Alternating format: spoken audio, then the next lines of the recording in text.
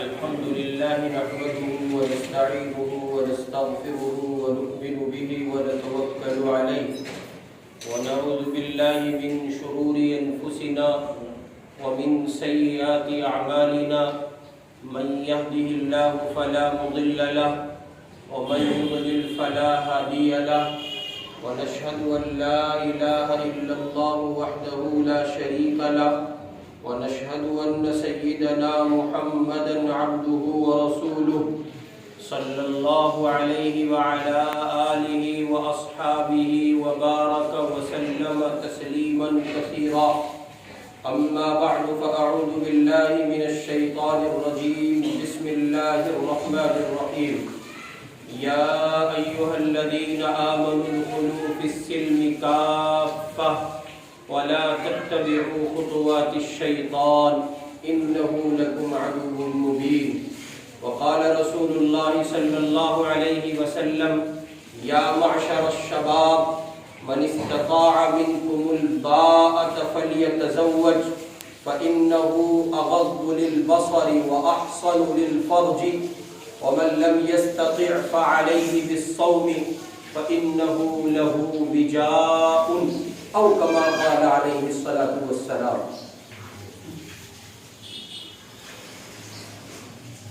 نبی پاک صلی اللہ علیہ وسلم نے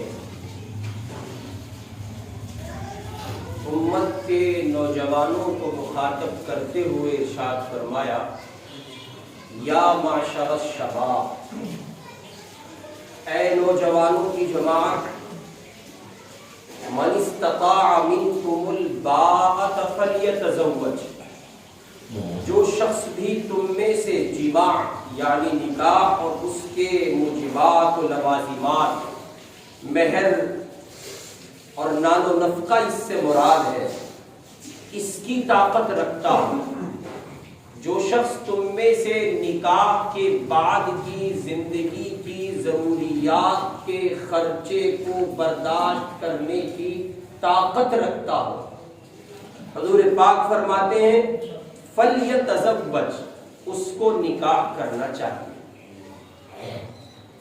پھر فرماتے ہیں فإنہ اغض للبصر، کیونکہ یہ جو نکاح ہے اجنبی عورت پر نظر پڑنے سے حفاظت کا ذریعہ ہے، وَأَحْصَنُ لِلْفَرَجِ، اور شرمگاہ کو بھی محفوظ رکھتا ہے۔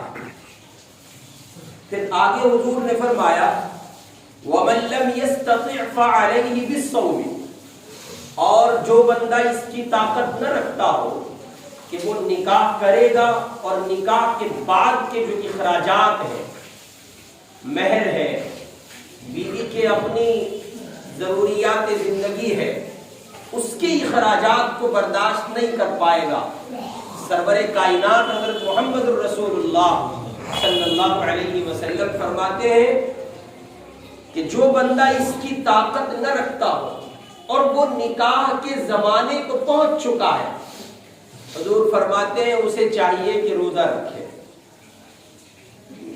اس لیے کہ نکاح کی عمر ہو جانے کے بعد نکاح کے سوا کوئی دوسرا راستہ اختیار کرنے کی گنجائش نہیں۔ ایک آدمی نکاح کے قابل ہو گیا، اب اسے چاہیے کہ وہ نکاح کرے، لیکن اسباب، وسائل، مجبوریاں، حالات کچھ اس درجے کے ہیں کہ وہ بندہ فی الوقت نکاح نہیں کر سکتا۔ تو حضور پاک صلی اللہ علیہ وسلم فرما رہے ہیں جتنا زمانہ وہ نکاح نہیں کر سکتا، اگلے اتنے زمانے میں اس کو روزہ رکھنے کا اہتمام کرنا چاہیے، اور اس کی وجہ یہ ہے کہ روزہ رکھنے کی وجہ سے اس کی شہوت دبی رہے گی، روزہ شہوت کو توڑتا ہے، وہ کمزور پڑے گا، اس کی طاقت مدھم پڑے گی، شیطانی غلبہ اس پر نہیں ہوگا، نفس اس پر حاوی نہیں ہوگا، اس واسطے کہ وہ نکاح کے قابل تو ہو چکا ہے لیکن اس کا نکاح نہیں ہوا ہے، سو اسے چاہیے کہ نکاح نہ ہو سکنے کی صورت میں جتنا زمانہ اس کا نکاح نہیں ہو رہا ہے اتنے زمانے وہ نکاح نہ ہونے کی وجہ سے روزے کا اہتمام کرے۔ روزہ رکھے. پھر حضور فرماتے ہیں فَإِنَّهُ لَهُ وِجَاءٌ، اس کی وجہ یہ ہے کہ یہ اس کی شہوت میں، جوش شہوت میں، یہ اس بندے کے لیے جوش شہوت میں کمی کا ذریعہ. جیسے میں نے ابھی عرض کیا کہ روزہ شہوت کو توڑتا ہے. ہمارے معاشرے میں جہاں بہت سی خرابیاں در آئی ہیں، وہاں ایک بنیادی خرابی نکاح کا مشکل ہونا بھی ہے، جس کے بیک گراؤنڈ میں اور پس منظر میں اگر آپ جائیں گے تو اتنے سارے گناہ، اتنا بڑا فساد اور اتنی مشکلات جو لڑکوں کے لیے بھی ہے اور لڑکیوں کے لیے بھی ہے، جو جوان العمر بچوں اور بچیوں دونوں کے لیے ہیں، جو ان کے تقرب الہی میں رکاوٹ بنا ہوا ہے، جو اللہ کی محبت کے حصول میں ان کے لیے رکاوٹ ہے. اور بہت سے معاشرتی پہلو ہیں کہ اگر وقت پر نکاح ہو جائے تو اتنی نزاکتیں سماج میں جو پیدا ہو گئی ہیں ان سے حفاظت ہو جائے اور وہ مشکلات سامنے نہ ہو. تو جہاں اور بہت سے مسائل اور بہت سی مشکلات ہیں، وہاں ایک بنیادی مسئلہ معاشرے کی خرابی کا نکاح کا مشکل ہونا بھی ہے. اور نکاح جن اسباب اور جن مسائل کی وجہ سے مشکل ہے، ان میں ایک بنیادی مسئلہ جہیز ہے. اولاد کا بیچنا اور صاحب حیثیت ہو کر یا صاحب حیثیت نہ ہوتے ہوئے قرض لے کر کسی کے بیٹے کو خریدنا. جہیز کو اب جہیز کا نام آپ نہیں دے سکتے، کیونکہ جہیز میں جتنی خرابیاں تھیں وہ اپنی جگہ تھیں. اب جہیز نے ترقی کر لی ہے. جہیز کا جو تازہ ورژن ہے وہ اولاد کو بیچنا ہے، جو ابھی اپڈیٹ ہوا ہے چند ایک سالوں میں. وہ ہے بیٹے بیچو، جس کا بیٹا جتنا زیادہ قابل، جس کے پس منظر میں جتنی مضبوط طاقت، مضبوط شہرت، مضبوط دولت، جس کا جتنا اچھا بیک گراؤنڈ ہوگا، اس کے بیٹے اتنی زیادہ قیمت پر فروخت ہوں گے. چنانچہ اسی کا نتیجہ، نکاح کی مشکلات ہی کا نتیجہ ہے کہ جب کسی کے گھر میں بیٹی پیدا ہوتی ہے تو قرآن نے جس منظر کی عکاسی کی ہے، بشر احدهم بالانثى ظل وجهه مسودا وهو كظيم، جو اہل مکہ کے لیے کہا گیا، اہل کفر کے لیے کہا گیا، ان کے یہاں جب بیٹی پیدا ہوتی تھی تو ان کے چہروں کی رنگت بدل جاتی، مایوسی چھا جاتی، اور عجیب ان کے چہروں پر ایک طرح کی افسردگی اور غم کا ماحول ہوتا تھا. ہمارے موجودہ معاشرے میں بھی اگر کسی کے یہاں بیٹی پیدا ہو جائے تو وہ اگرچہ وہ شکل، وہ طریقہ، وہ انداز تو اختیار نہیں کرتا جو اہل کفر کے یہاں پایا جاتا تھا، اور وہ اس طور پر تو غم زدہ نہیں ہوتا جو اہل کفر کے یہاں پایا جاتا تھا، لیکن کسی نہ کسی درجے میں اس کے اپنے اندر کا غم چھلک پڑتا ہے اور وہ اس بات کا ثبوت چھوڑ جاتا ہے کہ وہ بیٹی پیدا ہونے کی وجہ سے اس درجے مسرور نہیں ہے جس درجے وہ بیٹوں کے پیدا ہونے کی وجہ سے ہوتا یا اس کے یہاں بیٹا پیدا ہوتا. چنانچہ آپ اس کے ایگزامپلس میں اس کو بھی لے سکتے ہیں. کسی کے یہاں بیٹا پیدا ہوا تو اس نے نرسوں کو نکال کے کرارے کرارے 100 کے اور 200 کے اور 500 کے نوٹ دیے جیسی اس کی حیثیت تھی، اور اس کے اظہار کا یعنی اپنی اس خوشی کو ظاہر کرنے کا اور لوگوں کو بتانے کا کہ میرے یہاں اولاد میں بیٹا ہوا ہے کچھ اور انداز ہوتا ہے. اور بیٹیاں جب ہوتی ہیں تو نرسوں کی امید بھی ٹوٹ جاتی ہے، وہ مطالبہ نہیں کرتی ہیں. انہیں پتا ہے معاشرہ بیٹی کی پیدائش پر خوش نہیں ہوگا، لہذا مطالبہ کر کے اپنی ہی جو نہیں کرا دی. چنانچہ بیٹیوں کی پیدائش پر جو ہاسپٹلز میں کام کرنے والی ملازمہ، نرسیں اور خواتین ہوتی ہیں، وہ اللہ کی بندی کسی طرح کا مطالبہ نہیں کرتی ہیں، انہیں پتا ہے کدو بھی نہیں ملے گا۔ اور جب بیٹا پیدا ہوتا ہے تو نرس اندر سے، یا وہ آپریٹ کر کے بچہ پیدا کیا گیا ہو، آپریشن ہوا ہو یا نارمل ڈیلیوری ہوئی ہو، دونوں صورتوں میں اندر سے خواتین، ملازمہ، نرسیں باہر کھلکھلاتے چہرے کے ساتھ اور بھرپور فرط مسرت کے ساتھ باہر آتی ہیں، اور وہ کہتی ہے بڑے تپاک کے ساتھ، مبارک ہو آپ کے یہاں بیٹا ہوا ہے۔ اور اگر بیٹی ہو جائے تو اس کے چہرے پہ 12:15 بجے ہوتے ہیں جب وہ باہر اندر سے باہر آ رہی ہوتی ہے، اور عجیب پسماندگی اس کے چہرے پر چھائی ہوتی ہے، اور وہ آ کے کہتی ہے آپ کے یہاں بیٹی ہوئی ہے۔ اور اس کا وہ باپ، اس کی وہ ماں تو بہرحال خوشی منائے گی، اس لیے کہ اس نے تو اپنی کوکھ میں رکھا ہے۔ 9 مہینے کی جافشانی کے ساتھ صعوبتیں برداشت کرنے کے بعد، ایک لمبا پیریڈ بوجھ اٹھانے کے بعد، اب اس خاتون نے اس بچی کو جنم دیا ہے، تو ظاہر ہے کہ اس کو خوشی نہ ہو یہ نہیں ہو سکتا، ماں کو تو خوشی ہوگی۔ اور اس دور کی تو مائیں بھی بازی ایسی، یہ نوعمر بچیاں جو نئے کلچر کو، سماج کو، نئی تہذیب کو، نئے سماج کو فالو کر کے آگے بڑھ رہی ہیں، تو ان میں کئی ایک طرح کے امراض پائے جاتے ہیں۔ یا تو وہ سرے سے کہتی ہیں ہمیں ماں ہی نہیں بننا، ابھی انجوائے کریں گے۔ اس دور کی بچیوں کا حال ہے یہ، وہ کہتی ہیں ابھی ماں نہیں بننا، ابھی رہنے دو، اتنی جلدی بھی کیا ہے۔ اس کے مقابلے میں 10 20 30 سال پہلے آپ جائیں گے تو ماں بننا ایک سعادت سمجھا جاتا ہے۔ ایک خاتون کی پہلی کوشش یہ ہوتی تھی کہ اللہ اس کے گھر آنگن میں کوئی پھول کھلا دے۔ اور آج کی بیٹی کہتی ہے ذرا ابھی ہم منالی نہیں گئے ہیں، ابھی ہم کشمیر نہیں گئے ہیں، ابھی ہم نے ادے پور نہیں دیکھا ہے، ابھی ہم جے پور نہیں جا سکے ہیں، ابھی محبت کی حسین یادگار تاج محل نہیں دیکھا ہے، ابھی ہم ٹٹوؤں اور آوارہ جوڑوں کی طرح، نکمے کپلز کی طرح، شادی شدہ بے وقوف اور احمق جوڑوں کی طرح اپنی زندگی کا انجوائمنٹ اس انداز پر نہیں کر سکے ہیں جس انداز پر ہونا چاہیے۔ ابھی تو دیکھو میں نے آپ کے ساتھ کھڑے ہو کر ٹیڑھے انداز پر فوٹو بھی نہیں کھچائے ہیں، میں آپ کی باہوں میں آؤں گی، گلے سے لگوں گی، سینے سے چپکوں گی، ہاتھ کو پکڑوں گی، ایسے بھی نئے انداز پر پوز دوں گی۔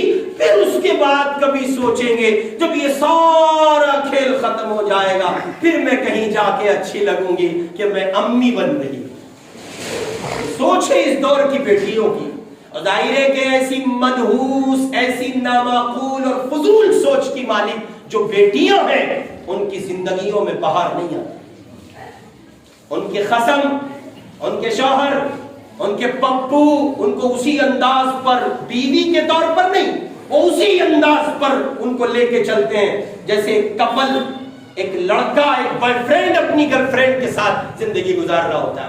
وہ صورتحال پیدا ہی نہیں کر پاتا، وہ پاکیزہ اور نورانی اور محبت کا وہ ماحول برپا ہی نہیں کر پاتا جو ماحول ایک منکوحہ جوڑے کو شادی شدہ زندگی میں اللہ کی طرف سے بہاریں عطا ہوتی ہیں، وہ ان کی زندگیوں میں نہیں ہو پاتا۔ اس کی وجہ یہ ہے کہ یہ خاتون شریعت کے اور فطرت کے نظام سے بغاوت کر رہی ہے۔ میں نے اس سے پہلے بھی کئی ایک موقع پر کہا ہے، ہمارے سماج کی بہت سی مشکلات میں سے ایک بڑی مشکل یہ ہے، ہم لوگ فطرت سے ٹکرا رہے ہیں۔ شریعت سے تو ٹکرا ہی رہے تھے، ہم فطرت سے بھی ٹکرا رہے ہیں۔ ہماری فطرت ہے کہ ہمیں رات کو سونا ہے، یہ فطرت کا حصہ ہے۔ ہم فطرت سے ٹکرائے نہیں صاحب، ہم رات کو جاگیں گے۔ اللہ نے کہا تم رات کو جاگو گے تو دن کو نڈھال کر دیے جاؤ گے، رات کو جاگو گے تو دن کو بیمار کر دیے جاؤ گے۔ وہ توانائی، وہ تندرستی، وہ ایکٹیویٹی، وہ فعالیت اور وہ جوش تمہارے اندر نہیں ہوگا، صبح دن کے وقت میں جو کام کرنے میں ایک انسان کے اندر پایا جاتا ہے، تم اپنی روزی پر تھکے ہارے پہنچو گے، اپنے کام پر قوت مردانگی کے ساتھ اپنے کاموں کو انجام نہیں دے پاؤ گے، تم ایک بڑے مضبوط جوان کی طرح معاشرے میں نہیں اتر سکو گے، اس لیے کہ تم فطرت سے ٹکرا رہے ہو، رات کو جاگتے ہو، دن کو سوتے ہو، رات کا 1 گھنٹہ اور دن کے 10 گھنٹے نیند کی کو پورا نہیں کرتے، اس لیے کہ یہ خدا نے ہماری فطرت کے مطابق رات کو سونے کے لیے بنایا اور ہم رات کو جاگ رہے ہیں۔ دن بنایا گیا تھا کام کے لیے، ہم نے کر دیا آرام کے لیے، پھر شکوہ ہے روزی نہیں ملتی ہے۔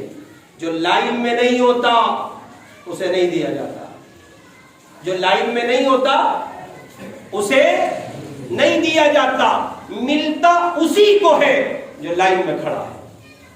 اور لائن میں لگنے والے لوگ وہ جو نماز فجر جماعت سے ادا کرے، اور وہ اللہ کے بندے، اللہ کی جانب سے اللہ کے بندوں کی جو لائن لگتی ہے روزی کی، وہ محتاج بن کر، عاجز بن کر، مسکین بن کر، اپنے آپ کو اللہ کی روزی کا سراپا محتاج سمجھ کر لائن میں لگیں، وہ نماز فجر جماعت سے پڑھیں، آئیں کہیں اللہ ہمیں روزی عطا کر دیجئے، تب ان کو روزی دلائیں۔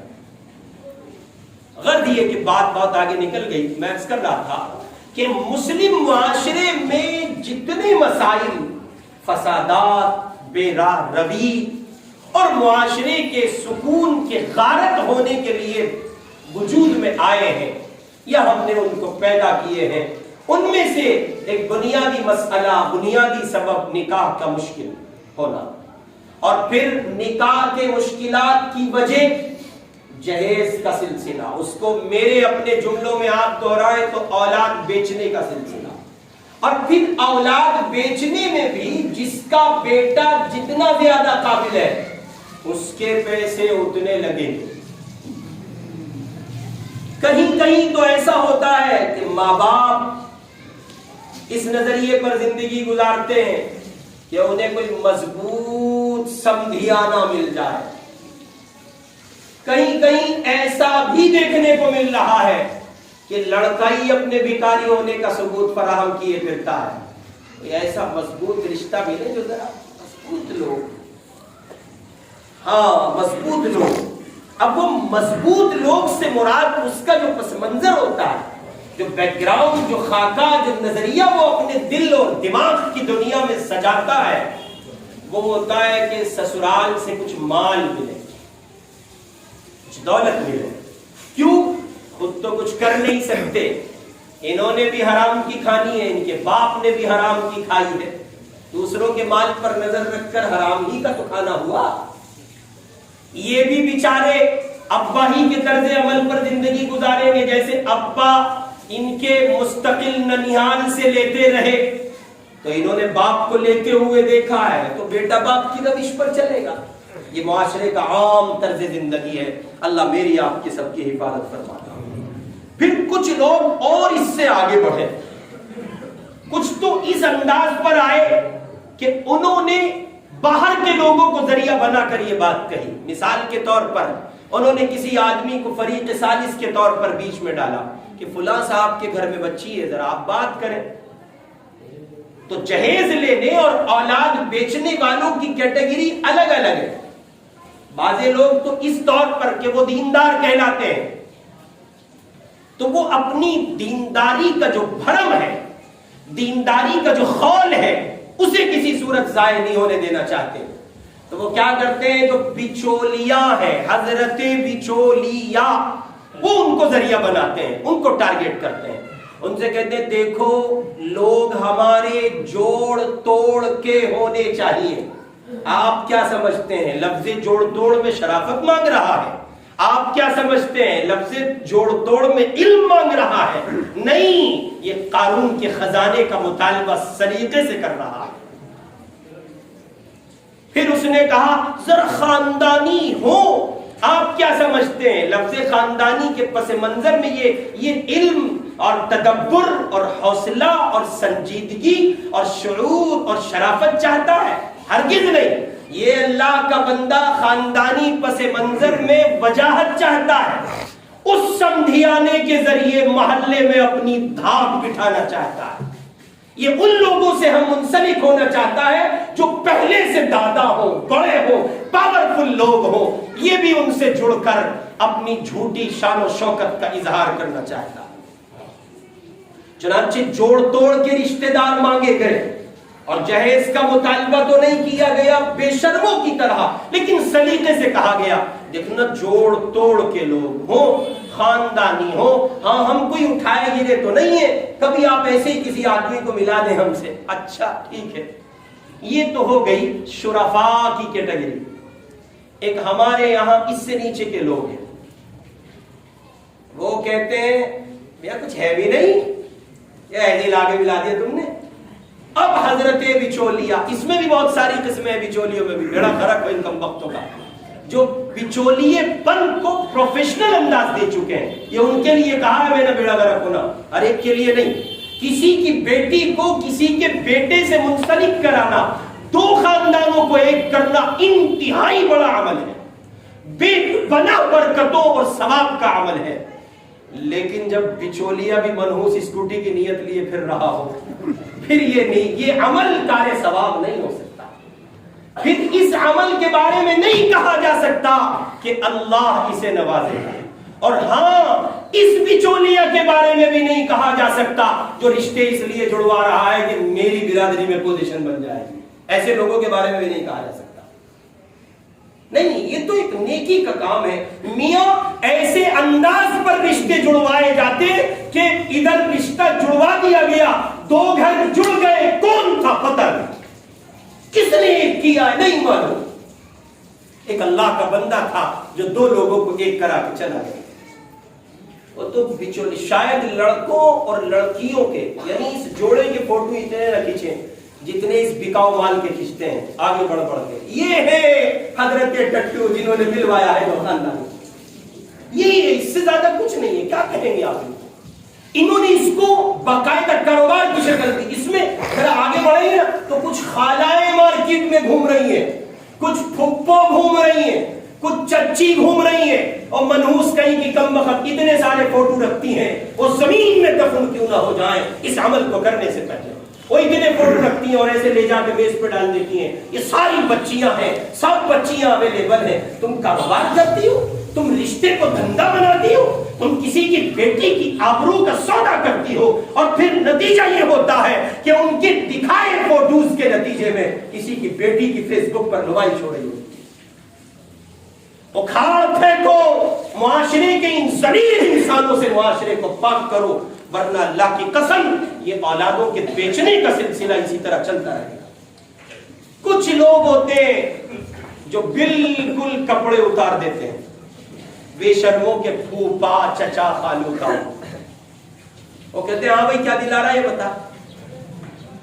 یہ بالکل یہ صاف ہے جی، دیکھو ہم تو خاندانی ہے جی، ہمارے یہاں تو ایسے ہی مانگتے چلے آئے. بتاؤ بھائی کیا دلا رہا. میں وہ تو بلند شہر کا، وہ کیا دیا میرے والے تو ایسے ہو گئے جی. چھوڑو غازی آباد والوں کو، میں وہاں تو کچھ ملتا ہی نہیں. یہ اتنے زیادہ پروفیشنل ہو چکے ہوتے ہیں، ان کو مانتے مانتے پریکٹس اتنی ہو گئی ہوتی ہے، جانتے ہیں کہاں سے کیا ملے گا. اب ان کے سامنے ہاں بھائی فرح نگر والے، ہاں چلو دیکھ لیں گے، شادی ہوئی تھی ابھی کچھ دن پہلے، اس میں ٹھیک ٹھاک مال آیا تھا، ہاں ٹھیک ہے بھائی جڑواؤ، کرواؤ گے بات کرواؤ. اچھے لوگ ہوتے ہیں. جہاں سے کچھ ملنے کی امید وہ اچھے ہیں، اور جہاں سے کچھ ملنے کی امید نہیں ان میں سراپا خراب ہے. تو معاشرہ جن مشکلات سے گزر رہا ہے ان میں ایک بڑی مشکل ہے نکاح کا مشکل ہونا، اور نکاح کے مشکل ہونے میں بڑی مشکل ہے اولاد کا بیچنا. یہ نوجوان بیٹھے نا، نوجوان یہ سمجھتے ہیں ہم بہت قابل ہیں، ہم بہت ہوشیار ہیں، ہم بہت ذہین و فہیم و سنجیدہ ہیں، ہمارا باپ تمہاری گولیاں لگا رہا ہے، جاؤ اپنی غیرت کو للکارو، اور اگر کچھ کر سکتے ہو تو کرو. ایسے نکاح کرو کہ کسی کے گھر سے ایک سوئی بھی تمہارے گھر میں نہیں آنی چاہیے. یہ ہے خودداری کا نکاح. یہ ہے وہ نکاح جس نکاح کا مطالبہ شریعت اسلامی کر رہی ہے. یہ ہے وہ نکاح جس نکاح کے مطالبے، جس نکاح کے کرنے پر اللہ کی جانب سے برکتیں اور رحمتیں اترتی ہیں۔ اجی نہیں ہم مانگ تھوڑے ہی رہے ہیں حضرت، وہ تو ہر باپ اپنی بیٹی کو دیتا ہے، اسے یہ اختیار دے دو۔ میں نے پچھلے ہفتے جیجا جی کی ایک مثال دی تھی، یاد ہے؟ بھول گئے؟ یاد ہے نا؟ کوئی وراثت نہیں لے رہا تو اس کے جیجا جی کو بلاؤ کہ جیجو یہ باجی کا حصہ بنتا ہے، ذرا آپ بتائیں، باجی تو لے نہیں رہے ہیں۔ پھر جو وہ باجی کو دیکھے گا تو ایک نظر میں قتل کر دے گا، اور باجی وہ تو چھوڑو تمہیں بھی لے جائے گی۔ باجی تو باجی بیچاری باجی ہے نا۔ ٹھیک اسی طرح اگر آپ یہ کہتے ہیں کہ ہر باپ اپنی بیٹی کو دیتا ہے اور وہ نہیں مانے گا، ہم کہتے ہیں مانے گا، اس کی ضمانت دو کہ جو فریج آپ دینا چاہتے ہیں یہ رکھا ہے، جو واشنگ مشین آپ دیں گے یہ ہے، بیڈ یہ ہے، صوفہ یہ ہے، اے سی یہ ہے، اور تمام تر ضروریات سامان زندگی کا یہ موجود ہے گھر میں، یہ آپ کی بیٹی کے رہنے کی جگہ ہے، اور ہم یہ ضمانت دیتے ہیں ہم کسی طرح سے بیٹی کو ٹارچر نہیں کریں گے اور کسی طرح سے آپ کی بیٹی کو نہیں ستائیں گے، یہ ضمانت دے دو اور باپ کو آزاد چھوڑ دو۔ ایک باپ نہیں ملے گا جو جہیز دیتا دکھائی دے، ایسا کرو نا۔ نہیں وہ تو ہر باپ دیتا ہی، یہ نہ کہو، یہ کہو کہ ہر باپ معاشرے میں اپنے بیٹے بیچ رہا ہے، جس کا جتنا اچھا کبوتر سا، بگلا سا، جو بھی کہو، میرا تو پھول سا بچہ ہے، بیچو پھول سے بچے کو، لگاؤ اس کی بولی، یہ ممکن ہے اچھے داموں میں فروخت ہو جائے۔ چنانچہ یہ صورتحال معاشرے میں ہے کہ ادھر بیٹی کو رخصت کر رہا ہے، ادھر بیٹے کو بیچ رہا ہے، ادھر کسی کا بیٹا خرید رہا ہے، ادھر بیٹے کو بیچا، وہاں سے جو قیمت لی تو کسی کا بیٹا خریدنا بھی ہے نا، وہ ادھر کی قیمت لے کے ادھر سپلائی کرتا۔ یہ بالکل ایسے ہے جیسے منڈی میں بھینسوں کو، بیلوں کو، بکروں کو، اونٹوں کو، جانوروں کو لے کر کوئی جائے، ایک جانور بیچے گا، دوسرا خریدے گا، ایک جانور کو بیچ کر قیمت لے گا اور دوسرا جانور خرید کر قیمت دے دے گا۔ یہ صورتحال ہے میرے آپ کے معاشرے کی، اس جہیز کی منڈی کی جس میں اولادیں بک رہی ہیں۔ اس پر حضور کا فرمان سن لیجئے، بات واضح ہو جائے گی۔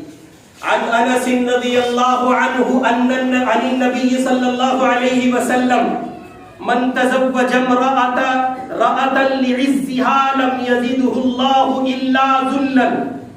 حضور فرماتے ہیں جو آدمی کسی لڑکی سے، کسی عورت سے محض اس کی دنیاوی عزت و شہرت کی وجہ سے شادی کرے، حاجی جی کی بیٹی، کاؤنسلر کی پوتی، ودھایک کی بھتیجی، برادری کے چودھری کی بیٹی یا بڑے کی بیٹی، یہ اس کا باپ بڑا ہے۔ حضور فرماتے ہیں جو اس دنیاوی عزت شہرت کی وجہ سے کسی عورت سے شادی کرے گا اور یہ سمجھے گا کہ اس کی بدولت اسے عزت مل جائے تو عزت دینے والا مالک یعنی اللہ اس کی اس بری نیت کی وجہ سے اس کی ذلت میں اور اضافہ کر دے گا۔ یہ میں نہیں کہہ رہا ہوں، یہ محمد الرسول اللہ کا قول ہے۔ ساری کائنات جھوٹی ہو سکتی ہے، محمد الرسول اللہ کا فرمان جھوٹا نہیں ہو سکتا۔ پھر حضور فرما رہے ہیں، ایک پس منظر یہ ہوتا ہے نا کسی سے شادی کرنے کا، دوسرا وَمَن تَزَوَّجَهَا لِمَالِهَا لَمْ يَزِدْهُ اللَّهُ إِلَّا فَقْرًا۔ بہت بڑا باپ ہے بھائی اس کا، بڑی دکانیں، بڑی پراپرٹی ہے دلی میں، بڑے باپ کی بیٹی ہے، آخری درجے میں الٹو تو لاوے گی، تھکی ہوئی گاڑی ہے، الٹو بالکل آخری درجے میں، الٹو تو لاوے گی، بڑے باپ کی بیٹی ہے۔ حضور پاک کا فرمان عالی، جو آدمی کسی خاتون سے اس نیت سے نکاح کرے کہ اس کا باپ اسے دولت دے اور جہیز دے گا اور لالچ میں مال دے گا، شادی کرے گا، جیسے بعض لوگ مطالبہ کرتے ہیں اور جہیز مانگتے ہیں، حضور پاک صلی اللہ علیہ وسلم فرماتے ہیں کہ اس دولت مند گھرانے میں اس لالچ میں رشتہ کرنے پر بغیر کچھ مانگے مل بھی گیا تو اس لالچ کے نتیجے میں زمین و آسمان کے خزانوں کا مالک ان لوگوں کے مقدر فقر لکھ دے گا، برکت اٹھا لے گا اور ان کی روزی ٹوٹ جائے گی۔ وَمَنْ أَعْرَضَ عَنْ ذِكْرِي فَإِنَّ لَهُ مَعِيشَةً ضَنْكًا۔ جو قرآن ٹھکرا دیتے ہیں اللہ انہیں روزی کی بنیاد پر توڑ دیتا ہے۔ پھر حضور نے فرمایا وَمَن تَزَوَّجَهَا لِحَسَبِهَا لَمْ يَزِدْهُ اللَّهُ إِلَّا دَنَاءَةً، جو آدمی کسی عورت سے نکاح کرے اعلیٰ حسب نسب والی عورت کی وجہ سے، محض خاندانی، لفظ محض کو ہر جگہ شامل رکھے، محض یعنی صرف اس بنیاد پر کہ مال ملے، صرف اس بنیاد پر کہ دولت ملے، صرف اس بنیاد پر کہ خاندانی ہے اور برادری کی ہے، بڑے باپ کے۔ ہمارے یہاں تو برادری کا بڑا خبر ہے، اگر برادری سے باہر کوئی نکل گیا تو ایسے جیسے اس نے کفر کر لیا، ایسے جیسے اس نے کوئی گناہ عظیم کر لیا ہو۔ میں نے 2-3 ہفتے پہلے بھی یہ بات کہی کہ سنو، برادری میں کرو، برادری کو ترجیح دو، برادری میں رہو، لیکن اگر کوئی برادری سے باہر مجبوریوں کی بنیاد پر نکل رہا ہے تو تمہارے باپ کو بھی اس کی اجازت نہیں کہ تم اس کو حقیر سمجھو۔ اور جو لوگ اس گناہ کو کر رہے ہیں ان کے لیے دعائیں کرو، ان کی اولادیں اپنے گھروں میں یہ گل کھلائیں، وہ کسی کو حقیر سمجھ رہے ہیں۔ کیا ہوتا ہے برادری کا پس منظر؟ بس یہی کہ آپ بہت اونچے خاندان کے، بس یہی کہ آپ کی برادری بہت بڑی، بھاڑ میں جائے آپ کی برادری، کوئی کانسیپٹ برادری کا اسلام میں نہیں ہے، کھیل میں رہے ہو، ہزاروں لاکھوں بیٹیاں سسک رہی ہیں، آپ برادری کے جتھے کو اٹھائے پھر رہے، میری برادری کیا ہے ٹٹو؟ تو برادری کا کانسیپٹ ہے اسلام میں کوئی نہیں، کفو ہے۔ شریعت اسلامی میں ایک کانسیپٹ کفو دیا گیا ہے، لیکن وہ برادری کا مرکز نظام ہرگز نہیں ہے، کھیل بنا لیا گیا۔ برادری کے نام پر دوسروں کی بیٹیوں اور بیٹوں کو ذلیل کرتے ہیں، وہ چھوٹی برادری، آپ بڑی برادری کے ہیں، آپ کے بڑی برادری کے ہونے سے پتہ چل رہا ہے کتنے کمینے ہیں آپ جو دوسروں کے لیے گندا سوچتے ہیں۔ برادری برادری برادری برادری، خاک میں مل جائے برادری، تباہ کر ڈالا اس برادری کے نظام نے معاشرے کو۔ ہر ایک آدمی اپنی برادری پہ پھولے پہ کیا کرو گے؟ مجھے دکھاؤ مصطفیٰ کی تعلیم میں کہیں ملتا ہو اللہ تم سے پوچھے قیامت میں کہ تمہاری برادری کیا ہے۔ اگر محض برادریوں کی بنیاد پر عزت ملتی، ابو جہل ایمان سے محروم نہ ہوتا، ابو لہب کو ایمان سے محروم نہ کیا جاتا، ابو طالب کو ایمان سے محروم نہ کیا جاتا، اس لیے کہ برادری کا کوئی کانسیپٹ نہیں۔ اس سب کے باوجود بھی عرض کر رہا ہوں، برادری میں رہو، برادری میں شادیاں کرو، برادری کو ترجیح دو، مگر اگر کوئی برادری سے باہر جاتا ہے اس کو ذلیل نہ کرو، اس کو حقیر نہ سمجھو، اس کو کمتر نہ سمجھو، اس کا بائیکاٹ نہ کرو، اس کو چھوٹا نہ سمجھو، ورنہ یاد رکھنا اس کو چھوٹا سمجھنے کے نتیجے میں اللہ آپ کو چھوٹا کرے۔ حضور نے فرمایا کوئی آدمی کسی خاتون سے اس لیے شادی کرتا ہے وَمَن تَزَوَّجَهَا لِحَسَبِهَا، وہ بڑے خاندان کی ہے، وہ بڑے باپ کی ہے، وہ برادری میں اونچے گھرانے کی ہے۔ حضور فرماتے ہیں صلی اللہ علیہ وسلم جس نے محض خاندانی اور نسبی برتری حاصل کرنے کی نیت سے شادی کی، اللہ رب العزت اس پر پستی اور ذلت کا عذاب مسلط کر دے گا۔ اور پھر کیسے کرے گا؟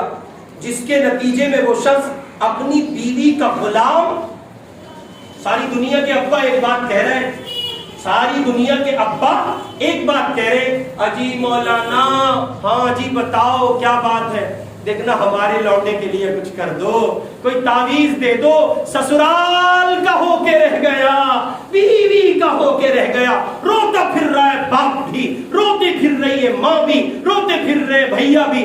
حضرت دعا کرو، بھائی جان کو تو پتہ نہیں کیا ہو گیا، بڑے اچھے تھے، بڑے شریف تھے، بڑے میاں نہیں، غلط، آپ کی بدنیتی کی وجہ سے بھیا بیٹا بھتیجا بھانجا آپ کے ہاتھ سے نکل گیا، آپ کی نیت جیسی تھی۔